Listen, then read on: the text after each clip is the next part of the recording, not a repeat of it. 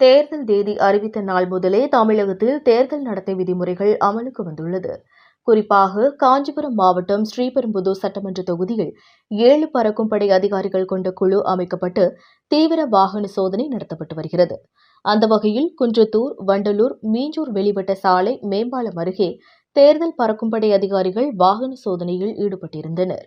அப்போது காஞ்சிபுரம் நோக்கி வந்த ஒரு கார் மற்றும் மினி லாரியை அதிகாரிகள் மடக்கி சோதனையிட்டனர்.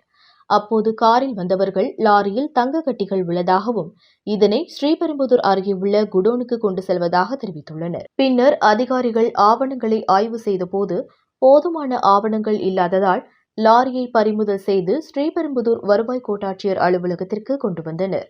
மேலும் இதுகுறித்து வருமான வரித்துறை அதிகாரிகளுக்கு தகவல் கொடுக்கப்பட்டுள்ளது. வருமான வரித்துறை அதிகாரிகள் தங்க கட்டிகள் கொண்டு வந்ததற்கான ஆவணங்கள் அனைத்தும் சோதனை செய்த பின்னர் ஆவணங்கள் அனைத்தும் சரியாக இருந்தால் மீண்டும் அந்த தங்க கட்டிகள் ஒப்படைக்கப்படும் என வருவாய்த்துறை அதிகாரிகள் தெரிவித்துள்ளனர்.